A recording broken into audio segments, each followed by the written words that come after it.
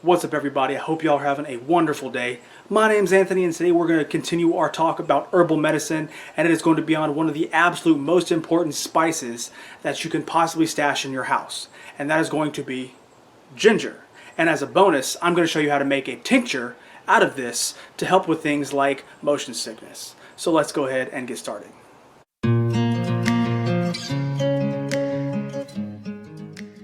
First things first, what exactly is ginger? Ginger is a plant that is native to tropical zones. However, the part that we eat is the rhizome, or the root of the plant.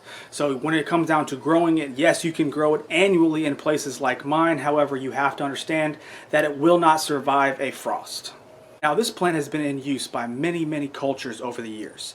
I'm talking about thousands of years, and the main ones I wanted to hit were basically the Indian culture and the Chinese culture, because they have it documented back for literally thousands of years. These cultures used ginger as a universal medicine. When I say universal medicine, I'm talking about using it for a variety of different ailments, ranging from circulation problems to digestive issues to joint problems. Now, modern medicine has only gone so far in actually doing experiments and doing scientific studies on ginger, so I'm not going to bore you with a whole bunch of the scientific knowledge. Just know that whenever I'm talking about certain things pertaining to modern science, I will have links to those articles down in the description below. When it comes to the homestead use, the home use of ginger, it can be used for a variety of things. One of the main ones that I use it for is relieving stomach or digestive issues. Since, long story short, when I was in the military, I had a lot of digestive problems, mainly because they put me on non-steroidal and anti-inflammatory drugs, which basically ate away at my stomach lining. Also, when I had surgery, they gave me a broad spectrum intravenous antibiotic, which, if you know anything about taking antibiotics, it absolutely wipes out all bacteria, not just the bad stuff, but the good stuff too, in your gut. And you need good bacteria to be able to balance out the bad stuff so you can digest things properly. So I don't want to say it's just because of those issues that I needed ginger, but I have figured out, through trial and error for myself, that using ginger is much more appealing to me than it being stuck on pharmaceutical medications. Now, when it comes to modern uses of ginger, you're mostly going to find it in places like ginger ale and ginger bread. I mean, how many times did you get sick, especially with some sort of stomach ailment, whenever someone says, hey, you need to go get you some ginger ale to make yourself feel better? Why did they do that? Is it because ginger has been known for thousands of years as a way to reduce nausea? Of course. And that's kind of why they made ginger ale in the first place. However, unfortunately, through the times, they've actually stopped using ginger in most ginger ales. There's actually so much of a stink, Canada Dry actually had to go ahead and put real ginger back in there. Hence why when you buy the 2-liter bottle, it now says made with real ginger on the side. Another favorite is obviously gingerbread for the time of year. My wife absolutely loves gingerbread. I made it in a Dutch oven. I'll put a link to that video down below in the description if you wanted to see that. But those are about the main uses you find ginger these days. However, things like candied ginger and everything else still exist as well. Now, one of the studies I wanted to go ahead and mention in this video that I ran across while I was doing the research portion for the video was the fact that they actually put ginger up against something like Dramamine. Now, everyone should know Dramamine as the motion sickness medication, and it's obviously a drug that's been manufactured. However, I don't know about y'all, but for me personally, I like to use things that are natural as they can be, because I'm not a big, humongous fan of taking pills. Even something like Tylenol, I'm like, oh, I really want to take it, because long-term effects have shown that it's actually bad for the liver. So if I can take something natural, I'm going to absolutely do that. So in this study, they put so many people up against each other with Dramamine and ginger. And the long-term study of this, what they found out was the fact that, hey, guess what? They were exactly the same. So when it comes down to taking something natural versus something man-made, which one would you rather take? That's why I think there might be onto something, especially when it comes to the ancient uses to ginger, and I wanted to put it in this video. Alright, now that we've established that ginger has been used to be able to soothe motion sickness, I wanted to go ahead and give you a way to be able to use it around your house. Because let's be honest, is everyone going to be walking around with a ginger root in their pocket and, oh, I'm feeling sick, and taking a bite? Of course not. We're going to want to use it in things like tinctures or extracts. That way we can take them very quickly and move about our day. So I'm going to show you guys how to make an actual ginger tincture, or like I said, extract, very quickly.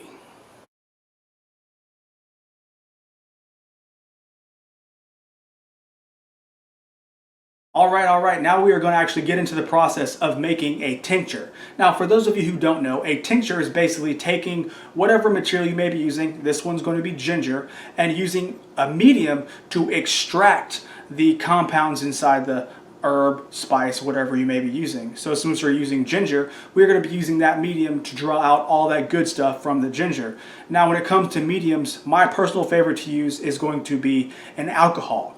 You can also use a vinegar or a vegetable glycerin. Just keep in mind, if you use vinegar or glycerin, the shelf life is going to be drastically lower than using alcohol, because obviously with alcohol, bacteria can't grow and the shelf life will be much longer. So if you have the opportunity, I would definitely use alcohol. And my personal preference when I'm making these is going to be Stoli vodka, because vodka does not impart any kind of off flavor, and it preserves the taste of whatever you may be using. You can also use something like an Everclear or a grain alcohol. Just keep in mind, whenever you do use something, the flavors will be imparted into that as well.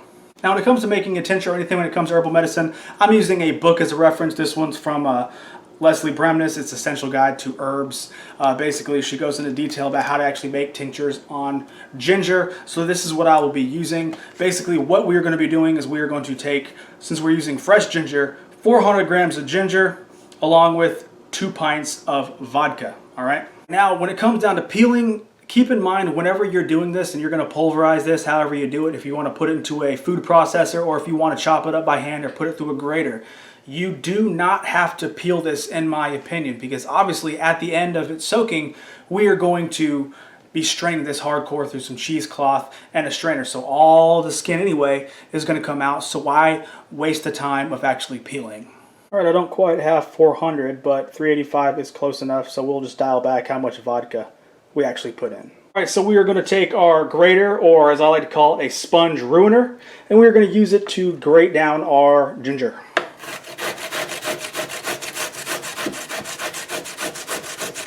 All right, now that everything has been grated and we put it into a quart jar, we're going to put in almost 2 pints. Since we didn't quite have 400 grams worth, we're going to put in almost 2 pints of vodka.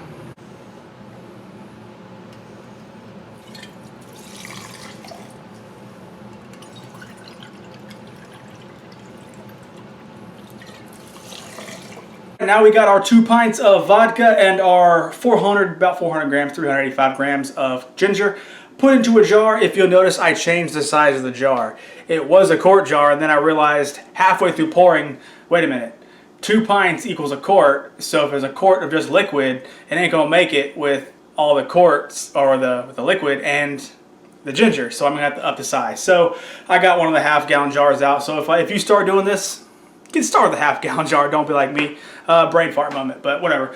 But yeah, all you gotta do is just get all your stuff, put it in the jar, and congratulations. Now all you gotta do is wait. So the best part about making an extraction or a tincture is sitting back and waiting. All you gotta do is put it in somewhere dry, dark. Obviously you don't want any sun to get this and degrade the alcohol. So put it in, say, a pantry, and every single day or every other day, just go in there and give it a quick shake.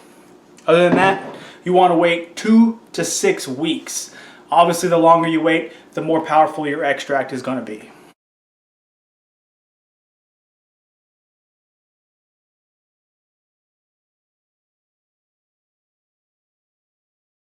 Right, so now after about 2 to 6 weeks, however long you would like to have it for, you will go in obviously and shake it periodically. But after 2 to 6 weeks, it will be ready. And what you're going to want to do is you're going to want to take this and strain out all your solids using a hand strainer or some cheesecloth.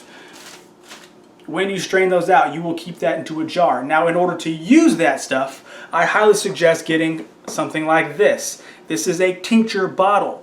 This is the stuff that you can get off Amazon. It really wasn't that expensive. I will put a link down in the description so you can see this and order something likewise if you would like to do this. But basically, when you're looking at a tincture jar, you want to make sure that it is amber in color so the light does not degrade the alcohol. And when you open it up, you have a glass pipette or glass dropper.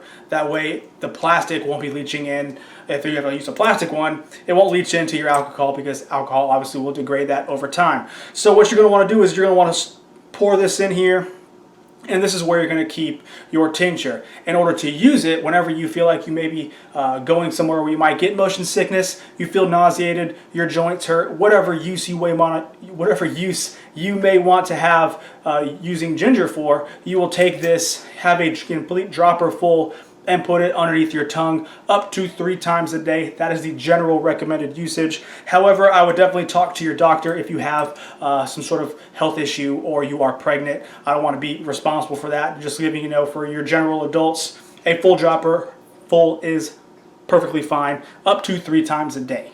That'll about do it for me. If you learned something about ginger, or if you would like to try this yourself, please do me a humongous favor and give me a thumbs up. It really does help me out with the algorithm, and being under 1,000 subscribers, I absolutely need every single bit of help I can get trying to beat the algorithm so I can get played around and around YouTube.